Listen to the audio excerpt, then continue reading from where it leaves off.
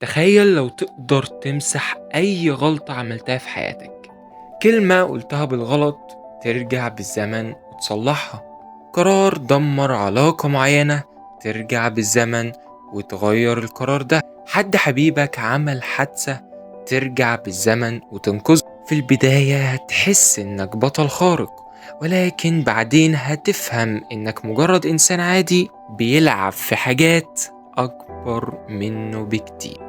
حكاية النهاردة هي غرضها الترفيه فقط لا غير، بمعنى ان كل اللي هيتقال النهاردة هو غرضه الترفيه بس، مش بالضرورة يكون كل الكلام حقيقي عشان محدش يقول لي ايه الكلام اللي انت بتقوله ده. ويلا بينا فلنبدأ.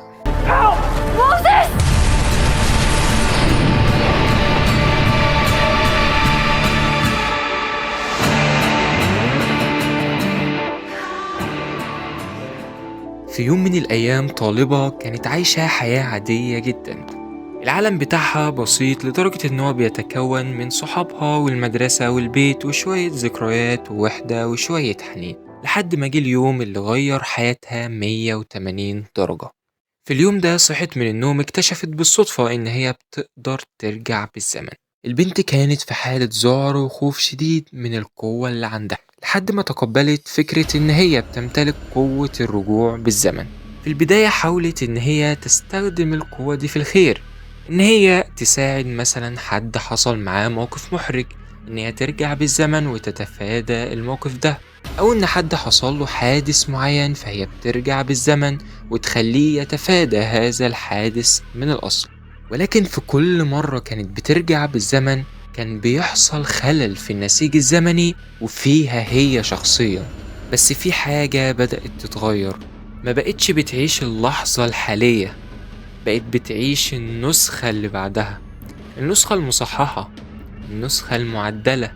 بقت كل حاجة مؤقتة، كل حاجة بقت قابلة للمسح، كل قرار بقى قابل للتغيير، كل لحظة أصبحت بلا معنى. وبعدين بدأت تفهم حقيقة إن كل تغيير وراه خسارة. كل مرة كانت بترجع في الزمن كانت بتفقد جزء منها، جزء من إحساسها بالواقع. بقت محبوسة في دايرة تغلط، تصلح، تدفع التمن، تغلط تاني. القصة اللي سمعتوها دي هي قصة فيلم Life is Strange.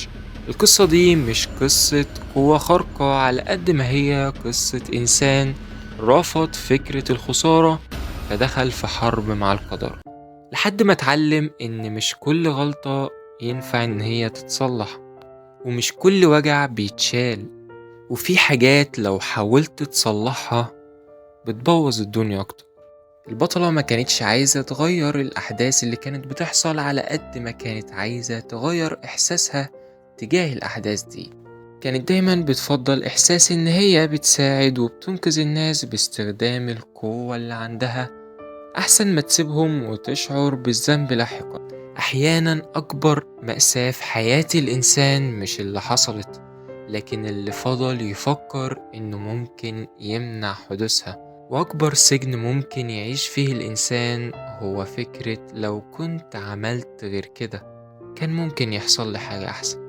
لأن الإنسان لما يفضل يحاسب نفسه على كل لحظة فاتت ويفتش في كل اختيار قديم ويفضل يعيد ترتيب الماضي، بيفضل واقف في مكانه وبينسى يعيش الحاضر ويرتب للمستقبل، وبيخسر عمره كله في محاولة إصلاح حاجة انتهت بالفعل، بدل ما يتعلم إن هو يتأقلم ويتعايش مع الماضي أيا كان خير أو شر.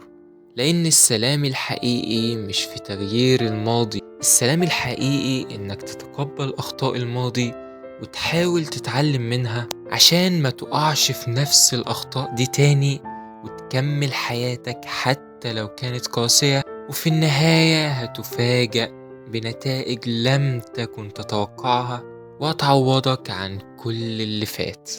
والحكمة دي هي كانت السبب إن أنا أعمل حلقة النهاردة، فما تنساش اللايك والسبسكرايب، واشوفكم على خير والسلام.